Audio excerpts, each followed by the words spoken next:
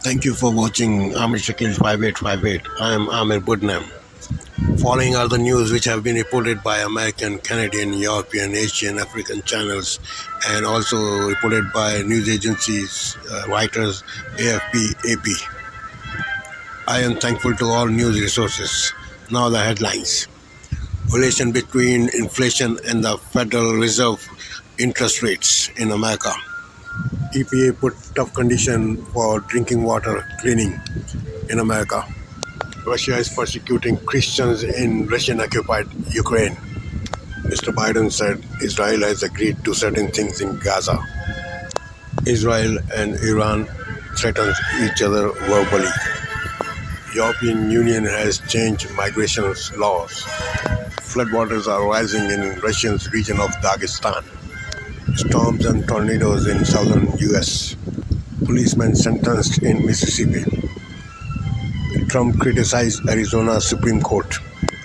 Trump CFO sent to jail. Wall Street down. Dow Jones still down. Nasdaq down. S&P 500 down. Now the news in detail.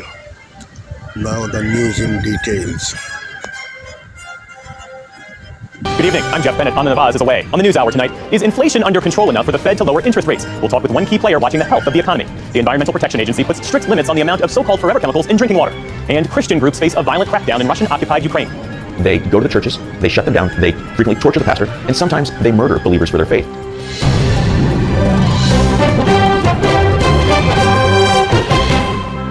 Major funding for the PBS NewsHour has been provided by Consumer Cellular, this is Sam. How may I help you? This is Pocket Dial. Well, somebody's pocket. Thought I would let you know that with Consumer Cellular, you get nationwide coverage with no contract. That's kind of our thing. Have a nice day. A successful business owner sells his company and restores his father's historic jazz club with his son. A Raymond James financial advisor gets to know you, your passions, and the way you bring people together. Life well planned.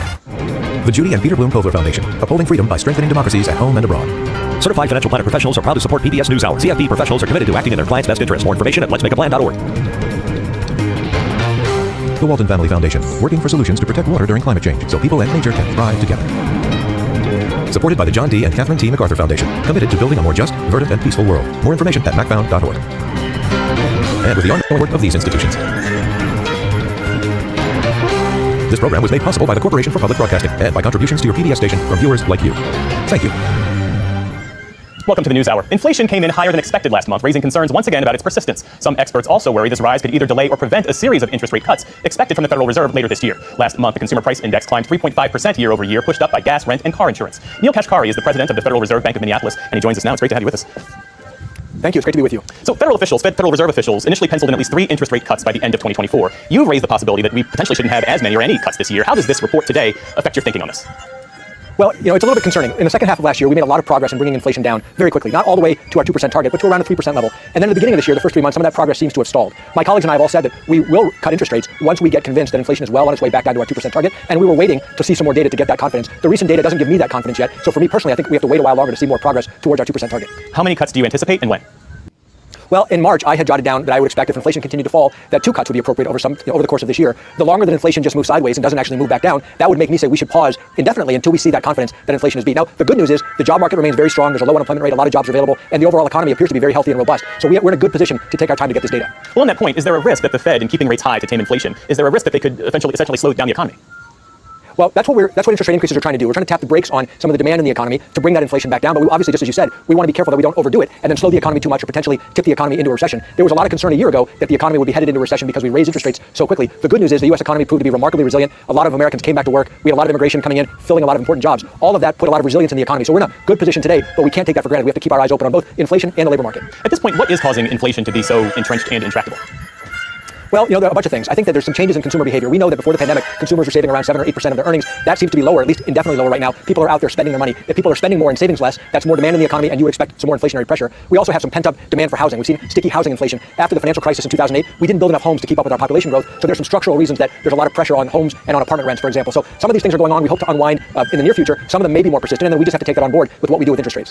What will the Fed chair need to see to feel confident that inflation is heading toward the central bank's 2% target on a sustainable basis? Well, I think, I don't want to speak for the Fed chair, but I think for myself, we want to continue to see progress that the inflation readings are continuing to come down and that it's coming down across different categories. We know that goods inflation, people bought a lot of goods in the pandemic. Goods inflation has come back down. Housing inflation has proven to be sticky. Services inflation, we're all going out on airplanes, we're going to restaurants. The services side of the economy, which is very labor dependent, that also has been quite sticky. And so I think for me, I want to see more progress on housing. I want to see more progress on services so that I have confidence that we're getting back down to our 2% inflation target and so that the American people can put the concerns about inflation in the rearview mirror. In realizing that the Fed operates as an independent and non-political organization, what are the implications if the Fed cuts rates for the first time later this year, let's say in September, ahead of the November election? My colleagues and I are absolutely committed to making the right calls based on the economic data. And the Congress has given us our charge. Congress has told us achieve our maximum employment, as many Americans as possible working, and our stable prices, which we define as 2% inflation. And my colleagues and I are absolutely united that we're going to make the best calls that we can based on what the data is telling us, not focusing on politics. Politics is up to the American people. It's up to Congress. It's up to the executive branch. Our jobs are to stay out of it and just focus on what the data is telling us. And that's the best thing we can do, I think, for the economy as a whole. Neil Kashkari is president of the Federal Reserve Bank of Minneapolis. We appreciate your time and your insights this evening. Thank you.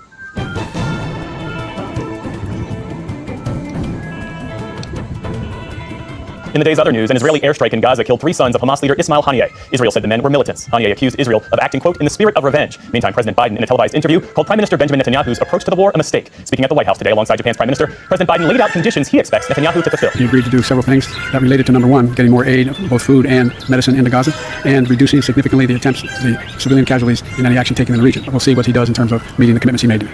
The president also said that it's up to Hamas to move on the latest ceasefire proposal put forward by mediators at ongoing talks in Cairo. Israel and Iran today exchanged new threats of attacks on each other's territory. The escalation follows a suspected Israeli airstrike earlier this month on the Iranian consulate in Syria that killed 12 people. Iran's supreme leader is vowing to retaliate. Embassies and consulates in any country are considered part of the soil of the country that owns them. When they attack our consulate, it's as if they have attacked our land. They must be punished and will be punished. Israel's foreign minister fired back, writing on social media, if Iran attacks from its territory, Israel will respond and attack in Iran. The European Parliament approved a major overhaul of migration laws today after years of deadlock. Lawmakers in Brussels endorsed a series of measures that aim to speed up procedures at the EU's borders and more fairly spread responsibility for migrants across the group's 27 member nations. But human rights groups say the agreement, quote, fails to offer sustainable solutions. Floodwaters are rising even higher across parts of Russia and Kazakhstan after the Ural River burst through a dam. Europe's third longest river snakes through Russia's Orenburg region. Surrounding towns have been transformed into swamps. More than 100,000 people have been evacuated. In Orenburg itself, streets are now canals. Residents say it's the worst flooding they've seen in decades. Something like this happened in my life only during the Soviet years, in 1980 and 1986. But generally, the flooding this year, from the point of view of an old-timer, is very unusual. It has never happened before that the water reached up to 10 meters.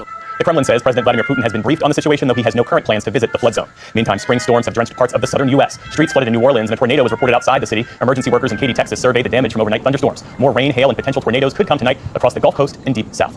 In Mississippi, the 6 former officers who tortured 2 black men last year were sentenced today to 15 to 45 years in prison on state charges. The so-called Goon Squad pleaded guilty in August to state and federal charges related to the abuse. Last month, a federal court handed down sentences of up to 40 years. Their state and federal sentences will run concurrently. Former President Donald Trump today criticized Arizona's near-total abortion ban. The state's Supreme Court revived a Civil War-era law yesterday that outlaws the procedure and provides no exceptions for rape or incest. Speaking in Georgia ahead of a campaign event, Mr. Trump was asked by reporters if he thinks the court went too far.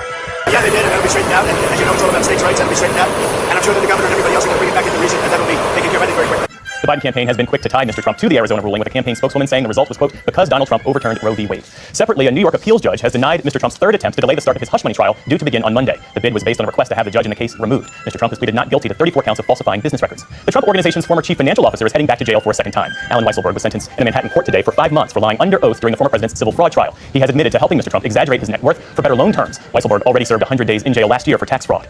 On Wall Street today, those inflation numbers renewed concerns that the Fed won't start slashing interest rates anytime soon. The Dow Jones Industrial Average lost 422 points to close at 38,461. The Nasdaq fell 136 points. The S&P 500 gave back 49. And Olympic track and field champions will soon be taking home cash to go along with their gold. Starting with this summer's games in Paris, gold medalists will receive $50,000 for their efforts. Track and field is the first Olympic sport to award prize money. Still to come in the NewsHour, Judy Woodruff travels to Oregon for a look at the growing political divide between rural and urban areas in the U.S. Muslims in Jerusalem observe Ramadan and Eid 6 months after the start of the war in Gaza. And Congress honors the women who inspired Rosie the Riveter by joining the workforce during World War II. This is the PBS NewsHour from WETA Studios in Washington and in the West from the Walter Cronkite School of Journalism at Arizona State University. The Environmental Protection Agency has for the first time ever said that so-called forever chemicals, which are harmful to human health, must be removed from U.S. drinking water. As William Brangham explains, it's a moment that public health advocates have long called for. Jeff, the head of the EPA, Michael Regan, said these new rules could be, quote, life-changing. The agency will require municipal water suppliers to virtually eliminate 6 different chemicals. Melanie Benish of the Environmental Working Group, thank you so much for being here. Thank you.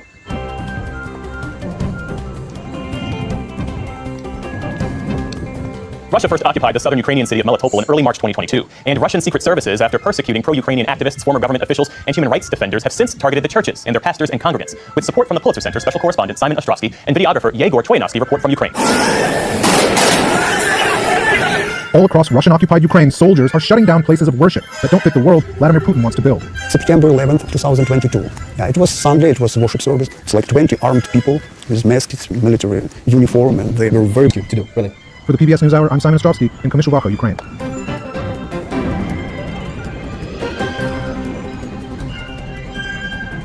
Shifting our focus now to Oregon. Judy Woodruff recently traveled across that state to learn more about the perceived divide between some rural and urban areas in this country. It's her latest installment of America at a Crossroads. For Ian Williams, it isn't just about the caffeine buzz here at Deadstock Coffee, located in the heart of Old Town Portland. The reason why the shop exists is for the community to come together. The sneaker-themed shop reflects 36-year-old Williams' love for basketball, shoes, and the people who gather here. We are a city that accepts so many things, whether it be, culturally or sexual orientation, whatever it might be. Like, we accept so many things, and it's a beautiful thing. Williams, sometimes known as the mayor of Portland, is deeply involved in this community and worried about its future. Portland, the government, the city, has allowed people to make the rules. And so then when we talk about things being dirty and people... Ballot measure to support talks to join Idaho. For the PBS NewsHour, I'm Judy Woodruff, near Post, Oregon.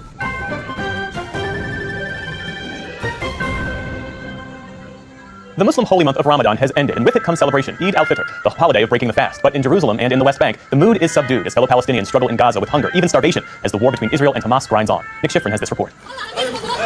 At Jerusalem's Damascus Gate, the main entrance to the Old City, the end of the holy month of Ramadan is usually festive, and a treat for families. But this year, Jerusalemites say Eid's lights are dimmed, and their spirits subdued. What do you usually do? Mustafa and Aman Abu Sway spent Ramadan's final morning preparing za'atar, Yeah, I'm making this for my grandkids. a traditional Palestinian spice made of thyme. But in this time of turmoil, they say Ramadan has brought no joy. Everybody here in Jerusalem, they are sad just because of the situation in Gaza. They don't have food, they don't have clothing, they live in tents. It's really bad for them, And we support them, just not celebrate Eid. Mustafa Abu Sway is an Islamic scholar and lecturer.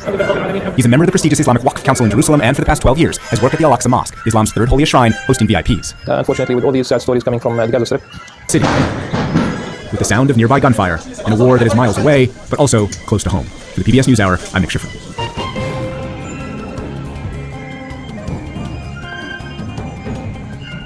Some 80 years after their wartime efforts, real-life Rosie the Riveters are receiving the nation's highest civilian honor from Congress. John Yang has the story. The call came clear. Wake up, Miss America. Some of them went to work in factories during World War II to join the war effort, some to help make ends meet while their husbands were fighting the war. I have the distinct honor of presenting this medal to Rosie the Riveter. Today, about 30 of them represented their millions of sister workers at the U.S. Capitol to receive the Congressional Gold Medal, one of the nation's highest civilian honors. As men went off to war, some 6 million women went off to factories and shipyards, filling the jobs the men had left. Between 1940 and 1945, women in the workforce went from 27% to nearly 37%. They were dubbed Rosie the Riveter, celebrated with an iconic poster, a Norman Rockwell painting, even a popular song. She made history, working for victory. For the PBS NewsHour, I'm John Yang.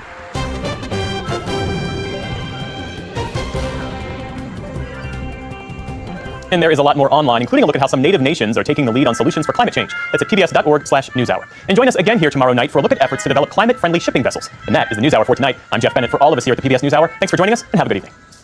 Major funding for the PBS NewsHour has been provided by... Actually, you don't need vision to do most things in life. Yes, I'm legally blind, and yes, I'm responsible.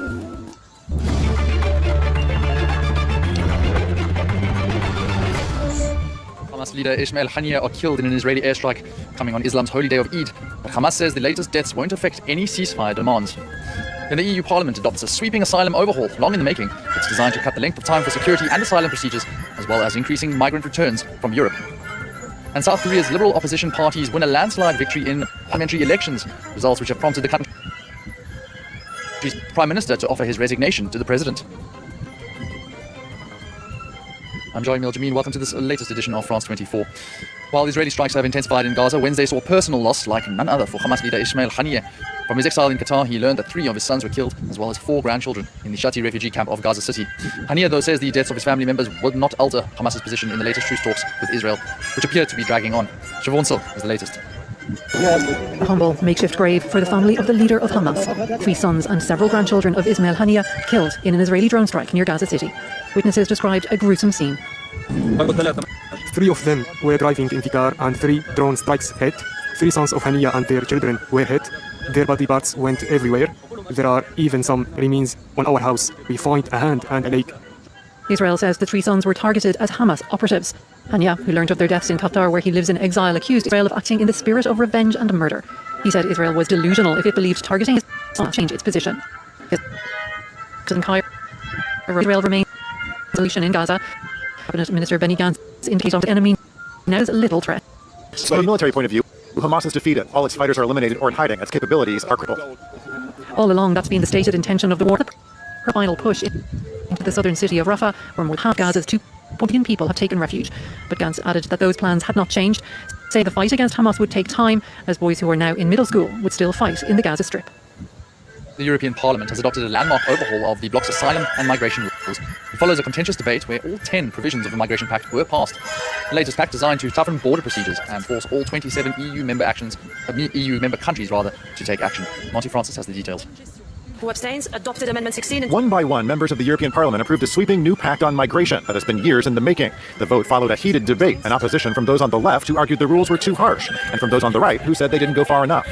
Instead, the entire EU will mimic Sweden's migrant problems, gang wars, overrun welfare systems, and increasing Islamism all over Europe. There will be more violence at the borders, more human rights violations for asylum seekers. This Parliament and its members need to be able to vote.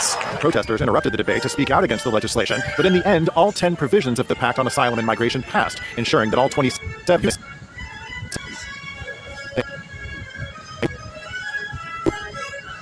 the established detention speeding up of the processing asylum requests and deportations. The law also allows the bloc to send migrants to countries outside the EU, which are deemed safe to that country.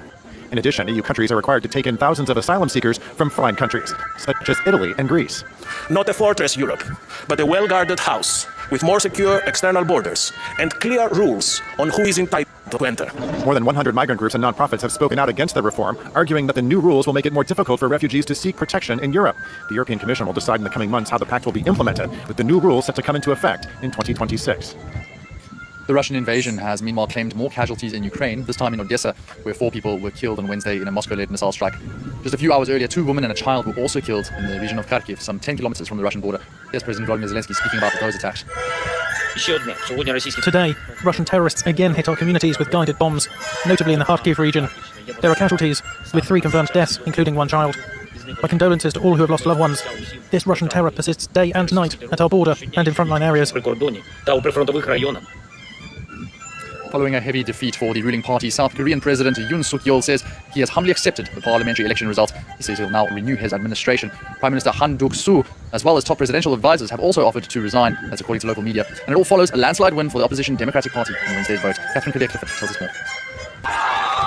Applauding the exit polls, opposition leader Lee Jae-myung celebrated a projected majority for his Democratic Party and its allies, as the votes were still being counted. I will watch the result of the people's choices until the very end, with a humble heart. Thank you. A joint poll from 3 broadcasters estimated that the opposition DP party and its minor allies could secure between 178 and 197 seats in the 300-seat parliament, while President Yoon Suk-yeol's Conservative People Power Party and its affiliates would win 85 to 105. Though he wasn't on the ballot, the legislative election was seen by some analysts as a referendum on President Yoon. Analysts say losing these seats could render Yoon a virtual lame duck for the final 3 years of his term, after his popularity has plunged amid a cost of living crisis and a spate of political scandals. The chief of his Conservative PPP, Han Dong-hoon, reacted to the projected results. We tried our best to do politics that uphold the will of the people, but the results of exit polls are disappointing. However, we will wait until the very end for the final results. Lee Jae-myung, who lost the 2022 presidential election against Yoon by a narrow margin, faces an array of corruption investigations. He says they are politically motivated by Yoon's government. Mali's junta on Wednesday ordered the suspension of all political activities until further notice. The ruling military leader said the move was made in order to maintain public order. However, it came 10 days after more than 80 political parties and civil groups issued a joint statement calling for presidential elections as soon as possible. A reminder that back in June 2022, the junta had said elections would be held in February 2023, and they would transfer power then to civilians that March. But elections were postponed indefinitely, with no further indication by the junta of a further set date.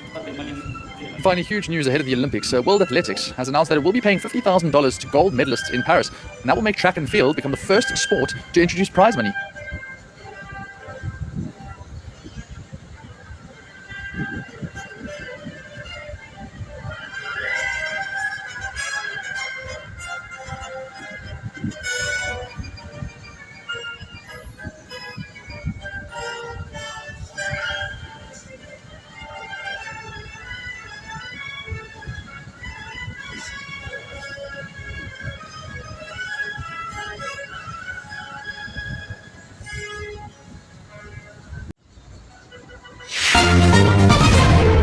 On this Wednesday night, the Prime Minister under oath at the foreign interference inquiry. What Justin Trudeau revealed as he was grilled for hours. There were concerns by CSIS that China might have been behind this. And how he once confronted China's president.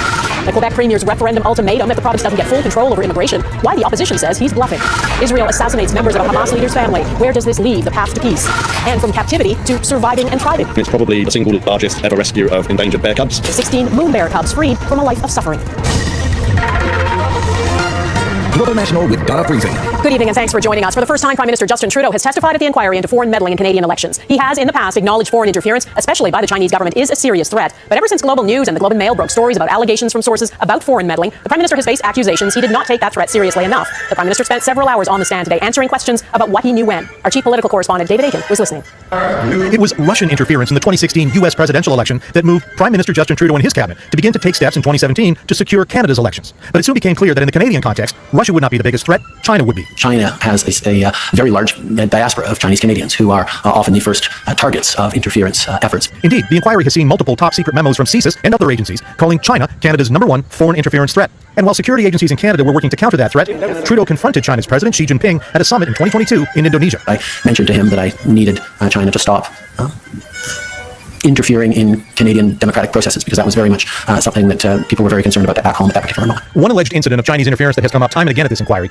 is the 2019 Liberal nomination race in the Toronto area riding of Don Valley North, a race won by Han Dong. Trudeau was first told about CSIS concerns about irregularities in that nomination race in the middle of the 2019 general election. There were clear indications that there were concerns by CSIS that China might have been behind this. But as Trudeau explained, the intelligence was incomplete and in some cases inconclusive, and so, as party leader, he took no action. I didn't feel that there was sufficient or sufficiently credible information. Dong would go on to win the riding in the 2019 general election.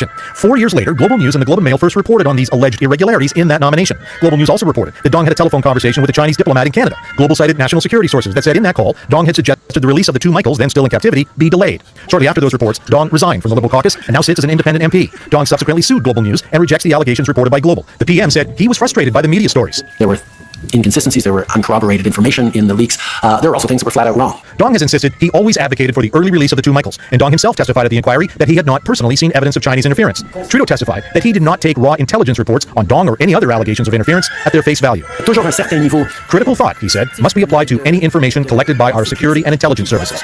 Trudeau also responded to complaints from MP Jenny Kwan and former MP Kenny Chiu. Both said they were targets of Chinese interference, and both said the government gave them little help. We need to do more. I agree. Now, there is one witness that is going to be recalled, and that is CSIS Director David Vigneault. He will be back on the stand Friday morning, and that's because some of the lawyers at the inquiry want him to provide more detail about just what he told the Prime Minister, verbally or in writing, about the threat of foreign interference. Tom. David in Ottawa, thanks. The Bank of Canada has dropped its strongest hint yet that an interest rate cut could be coming as soon as June. For the 6th time in a row, the central bank kept its benchmark interest rate at 5% today. The bank's governor says he is now seeing the necessary conditions for a cut. Mackenzie Gray explains what those are.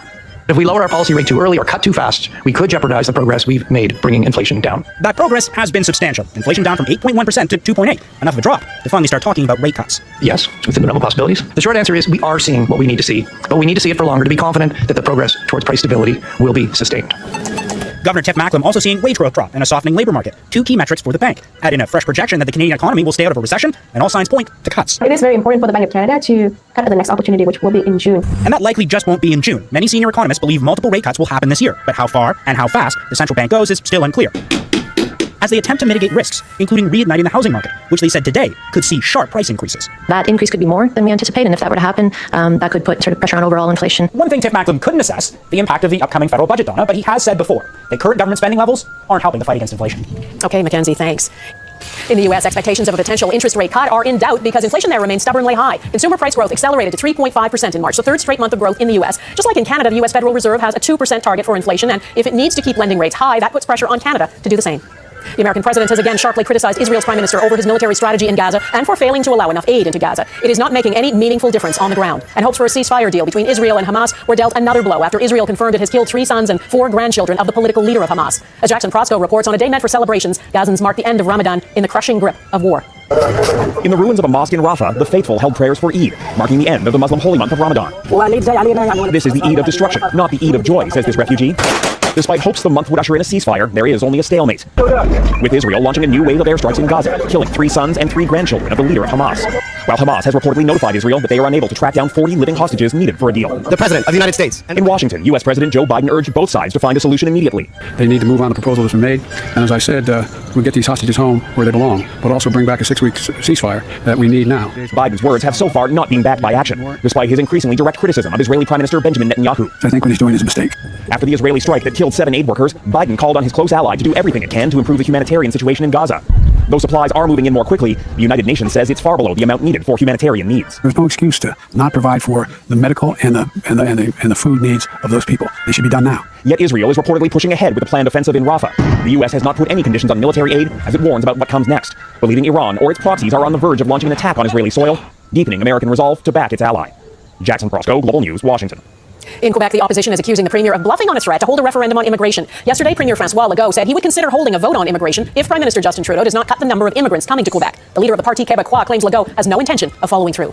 So the more you say, I might do something, and then you don't do it, the less credibility it has over time.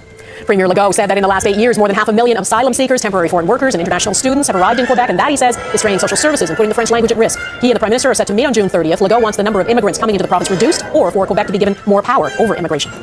Canadians are being warned to brace for an early, stronger wildfire season. In fact, it's already begun in parts of this country. After last year's historic burn, persistent drought conditions and higher than normal temperatures have wildfire officials preparing for the worst. Heather Urix West looks at what's forecast and how those on the front lines are already gearing up.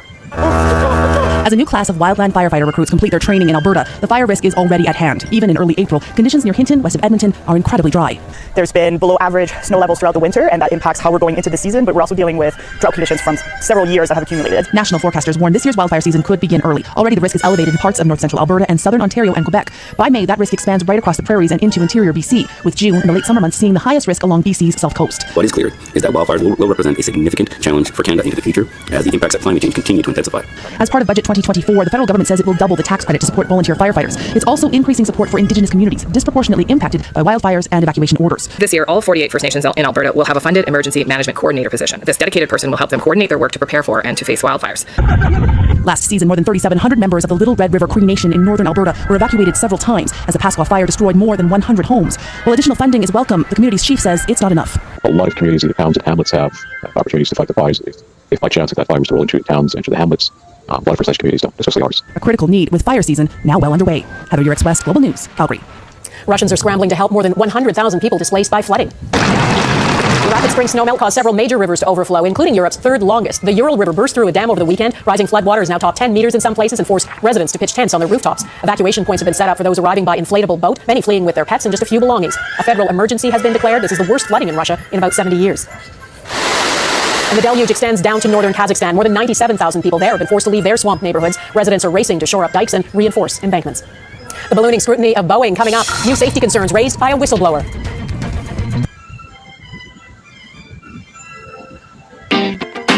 You've got the best deals on delicious food. Order now.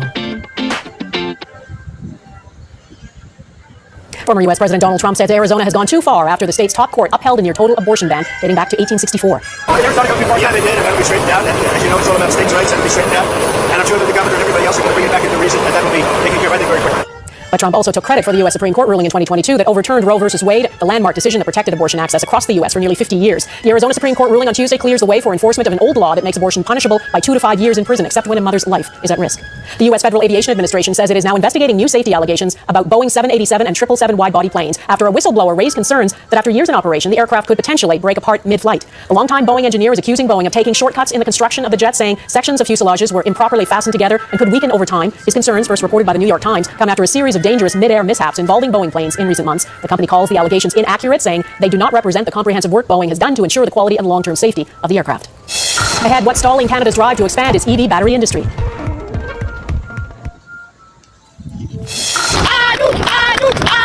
Supporters cheered as a French woman scaled the Eiffel Tower by rope today. The 34-year-old broke the world rope climbing record, reaching the second floor of the tower, a height of 110 meters, in 18 minutes. She did it to raise money for cancer research. Anouk Garnier is also an obstacle course world champion. She'll be an Olympic torchbearer for the upcoming Paris Summer Games.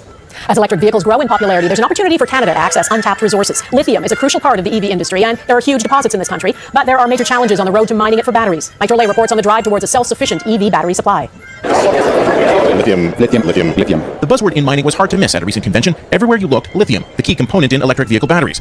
Canada aims to be a player in the lithium industry, but with only 2 mines in Quebec and Manitoba and less than a 1% share in global production, companies like Frontier Lithium need to get to work. Our objective is not to corner the market or to be the only player. In order for Canada and Ontario to succeed in this, we all have to work together. We have to get as many of these mines up and running as we can. Frontier is sitting on a massive deposit in northwest Ontario, but the only way to get its product out is by ice road. They've applied to the Critical Minerals Infrastructure Fund and are still waiting to get a study completed on a 56-kilometer permanent road. What's at stake? With the road, there will be more jobs, a new refinery, and 4 times the output. Do we want to watch other people do this, right? And see our auto industry migrate somewhere else because we can't get our act together and get our minerals online and get our processing online? Or do we want to play a big part of this? The federal government has created incentives for mining companies, but has yet to dole them out. And as for red tape holding back projects, they say they're working on it. Well, I think you will be seeing something from us in terms of an action plan about how do we actually cut the timelines. But even if approvals are granted, it will be years before the mines are operational and the vision of a self-sufficient battery supply chain is realized. Until then, the supply chain will look something like this. Lithium from South America and Australia, cobalt from Africa, and nickel from Indonesia, all shipped to China for refining before arriving at Canadian battery plants. Canada can't rely on that supply chain, particularly because of the environmental damages, but also the geopolitical uncertainty. And that's more incentive to get it right. With the dream of a retooled EV-focused automotive sector creating jobs all over the country still very much in reach. We got a lot of hurdles, but I'm feeling it can be done, and I think we've got the smarts to do it. Microlight, Global News, Toronto. Rescued and recovering. Next, the mission to save these endangered moon bear cubs.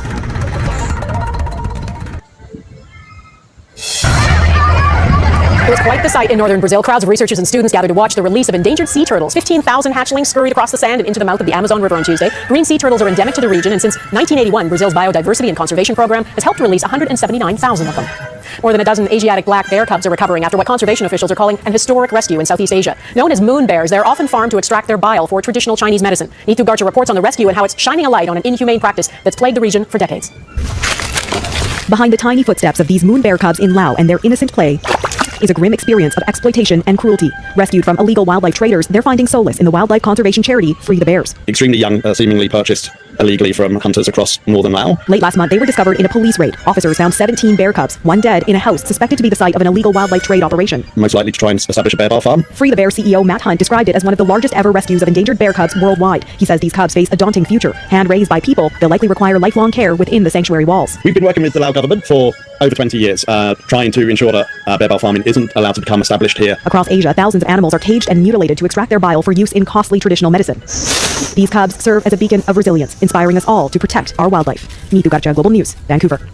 And that is Global National for this Wednesday. I'm Donna Friesen. Muslims around the world are celebrating Eid al-Fitr, the festival of breaking the fast, which marks the end of the holy month of Ramadan. And we leave you tonight with prayers and celebrations of Eid from around the world. Thanks for watching, and hope to see you here again tomorrow. Bye-bye.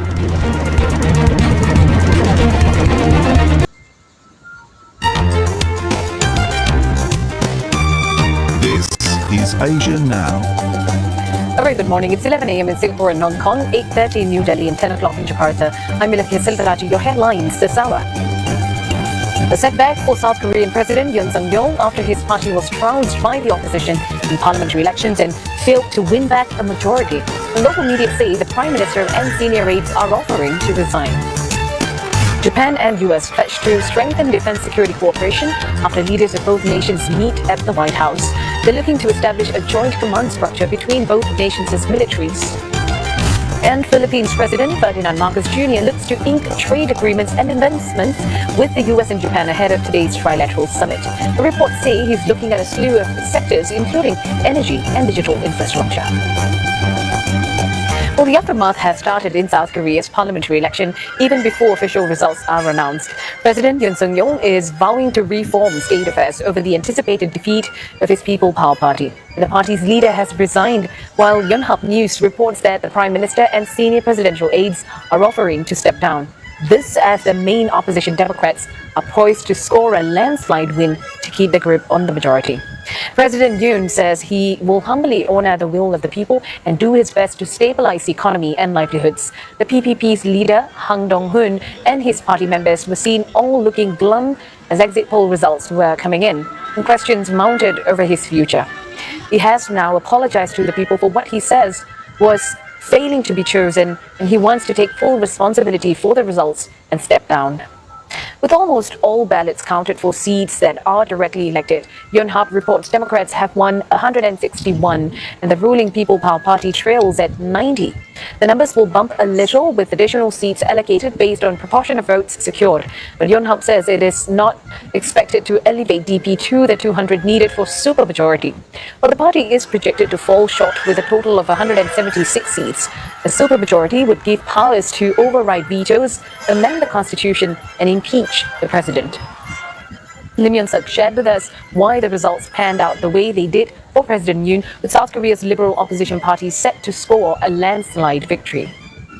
this doesn't come as a surprise because surveys had already shown that there was this high disapproval of President Yoon Suk-yeol and his administration. I did speak to a lot of the voters, a lot of the ordinary South Koreans, and especially the young South Koreans to try and get a feel of what they thought about this election. And after having spoken to a lot of them, I did get a feeling that they were very disappointed with President Yoon, the way that he had been running this country for the last 2 years. Now, many of them were talking about this high cost of living here in South Korea, how competitive this Korean society was, especially for the young students who had just graduated, who were trying to find jobs. And many of them were also talking about how difficult it is to really just survive in this society. You know, prices of goods have gone up. For example, prices of apples have even tripled in the last few months here in South Korea. And many of them were saying that they just felt that President Yoon was not in touch with what was going on here on the ground, and they just felt that they had to get their voices heard now. Now, what's very important about this election is that a lot of the moderates, those in their 20s and 30s, and those who didn't really have a party affiliation, did come out and vote to this election, and that's why we saw this big turnout, the huge turnout from South Korea's voters. And for them, it wasn't really about what party they were with or what they were doing, but it was really about the livelihoods. They just wanted the candidates, a party that could help improve the livelihoods of ordinary South Koreans. And I think a lot of that was reflected in the results of this election. And earlier, CNA's Arnold Gay and Teresa Tang spoke to Professor Ji Woon-shin, and director of the Shorenstein Asia Pacific Research Center and the Korea Program at Stanford University. He explained how the results could impact President Yoon Suk-yeol and his agenda going forward. First of all, as you mentioned, Democratic Party made a landslide victory in the election. So that's really bad news for Yoon Suk-yeol, because this outcome confirms that people's discontent with the Yoon Suk-yeol government and their performance for the last 2 years. And now facing a large opposition in the parliamentary, it's a big challenge for Yoon and his government to run the country for the next 3 years. Professor, according to the National Election Commission, 67% of eligible voters turned up to cast their ballot. That's apparently the highest ever turnout for a parliamentary election. Mm-hmm. Can we read something into that? Why were people in South Korea so engaged? Right, so as you mentioned, the voting rate was 67%. That's the highest since 1992. And both conservative and progressive, they really galvanize their supporters coming into votes. And certainly liberals, they were so unhappy with the current government. They really wanted to send a strong message to the ruling party. On the other hand, the ruling party and conservative, they were quite concerned about their leader getting into early lame duck. So they also mobilized their people. So if you look at the outcome, there's a very small little space for any third party. It's really between ruling and opposition party, and it shows really deep political division, high political polarization, and I think that's what happened. So, in a sense, there wasn't really any policy debate. It's more like attacking the other side, even demonizing the other side, and then they fully mobilize their potential supporters. That's why we saw very high voting rates. Professor Shin, I mean, if I follow you correctly, you had the conservatives and the liberals voting as you would expect them to vote. But, we also know that both parties have struggled to offer strong policy solutions to South Korea's cost of living crisis. My understanding is that that's one of the biggest issues that South Koreans are facing right now. So how did the opposition keep its parliamentary majority and appeal, if you like, to the middle group, the moderates, who are, I suppose, are the most influenceable, if you like, to policy changes and suggestions? But once again, there was no major policy debates between ruling and main opposition parties. It's really the opposition party, they ran campaign, capitalizing on very strong anti-Yoon sentiments, and the ruling party didn't have any effective strategy to counter the opposition's attack. So once again, it's more like I have to say kind of angry votes, resentment, and personal attack. And I'm quite worried about the future of Korean politics, because this could have been a very good opportunity to debate major policy issues. And nothing like that happened. It's really attacking each other, demonizing each other, and I don't think it bodes in a very well for the future of Korea in a Korean society.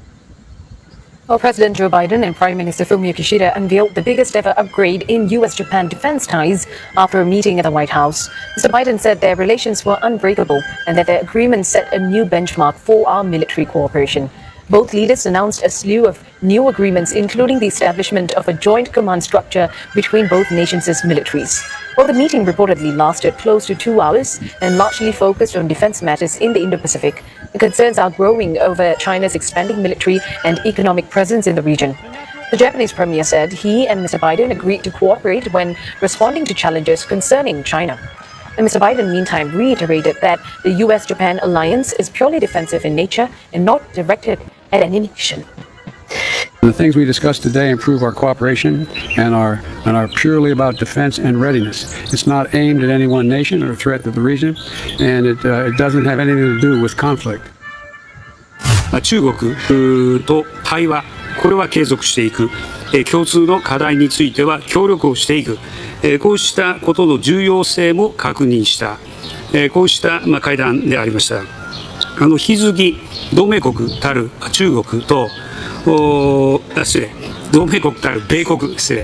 盟国である米国と、強固な信頼関係のもと中国に対して、大国としての責任を果たしていくよう、働きかけてまいります。また我が国としては中国との間で、戦略的互恵関係 And Kate Fisher has more on the outcome of the meeting, including the other defense pacts that President Biden and Prime Minister Kishida agreed on. One of the reasons that the White House invited Fumio Kishida here to Washington is because it wants to strengthen its relationships with China's neighbors in a bid to try to isolate it and counter its aggression. Now, the Japanese and Americans announced several new military agreements and cooperation in many other areas, notably in space, with Joe Biden announcing that the US would take a Japanese astronaut to the moon, and that would be the first non-American to set foot there. Joe Biden hailing this as the most significant upgrade in the alliance since it was first established.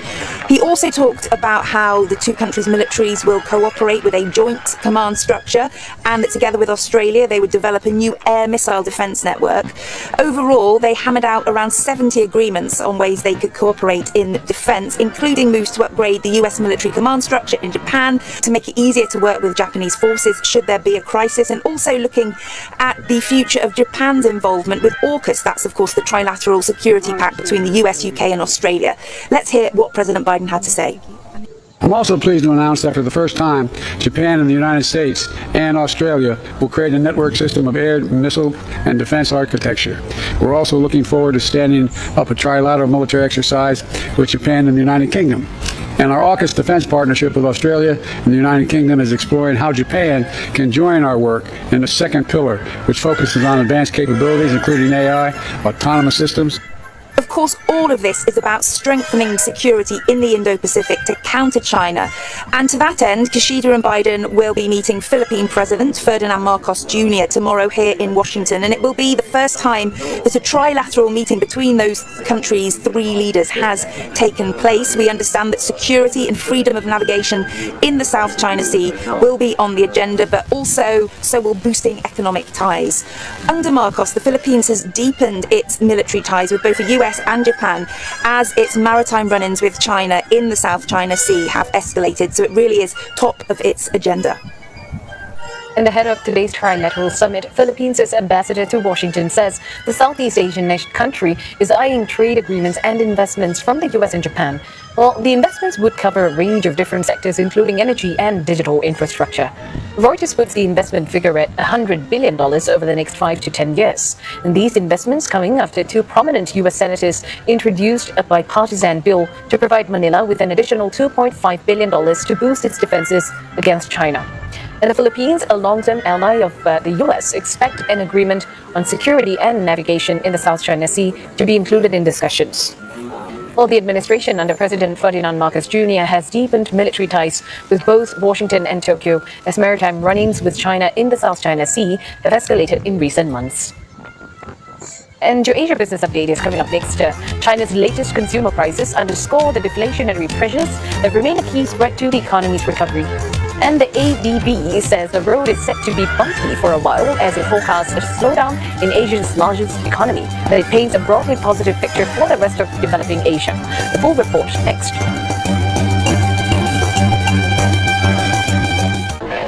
Amid a global push to pivot away from fossil fuels, countries in the Gulf have found opportunity in economic diversity. They put the oil money into good use, investments using oil revenues.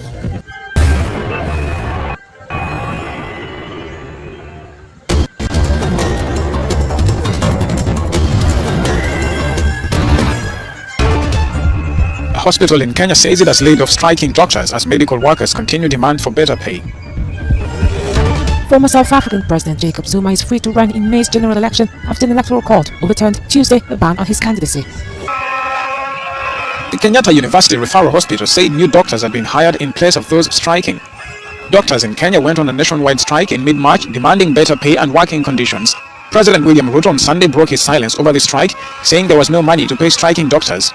The doctors' union has remained adamant, and on Tuesday hundreds of doctors took part in protests and presented a petition to Parliament urging lawmakers to intervene in their labour dispute. This is not the first time Kenyan doctors are striking over poor pay and working conditions. In 2017, they took part in a 100-day strike that saw people dying from a lack of care. The strike ended with the doctors' union signing an agreement with the government to increase their pay. But they say part of what was agreed upon in 2017 has not been implemented. South Africa's electoral court on Tuesday ruled that former President Jacob Zuma can be a candidate in the upcoming election. The decision paves the way for Zuma to contest as a lawmaker for the Umkhonto we Sizwe Party, his new political home. The first implication is that it will strengthen MK's presence in Parliament. If President Zuma was disqualified and couldn't participate in the election, he would have still continued to participate in the election campaign. This analyst says Zuma will likely use Tuesday's court decision to claim persecution by the African National Congress. And that will have implications about how he's going to present himself as a possible, in the past, political victim, or as a victim of a political strategy. And I think he's going to use that very much. And that he will say, well, this judgment by the electoral court ultimately vindicates what he was arguing all the time about his innocence and the fact that there might be a political strategy against him. The Electoral Commission had earlier ruled that Zuma could not run for office due to his criminal record. This judgment does not say that, for example, he can stand as a presidential candidate. He has served 2 terms as president, and that's absolutely clear. And the Constitution allows only for 2 terms in total in the lifetime of a person. So there is no way in which he can present himself as a presidential candidate, or if, for argument's sake, the MK party receives close to 50% and coming with other party support, can actually have the majority and then elect the president. It won't be able to be President Zuma. South Africa will hold a general election on May 29th. A month later, lawmakers will choose the country's president. Rwandan President Paul Kagame met with UK Prime Minister Rishi Sunak in London on Tuesday. The meeting comes amid the UK government's stalled plan to send some asylum seekers on a one-way trip to Rwanda, and reports in the British media that housing in Kigali outlined for the scheme had been sold.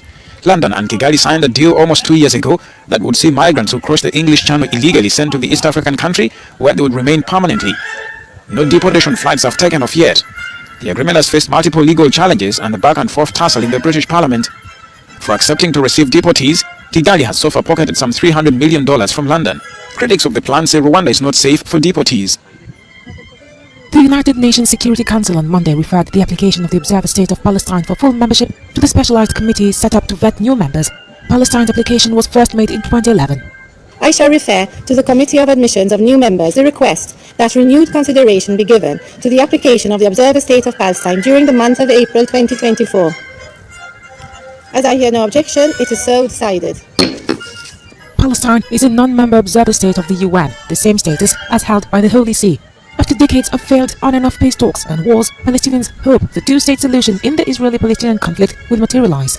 After we have these two equal, full member in the United Nations, we open the door slightly in the direction of peace, and we hope that the Security Council, which is trusted in the maintenance of international peace and security, to allow for that door to open slightly in the direction of the implementation of the two-state solution, which requires the end of occupation and the independence of the state of Palestine. Today is a historic moment. Israel's ambassador believes granting the Palestinians a state would perpetuate the conflict. Any application for UN membership is considered by a committee, then it must pass a vote at the Security Council, where 5 states wield a veto, then the General Assembly votes.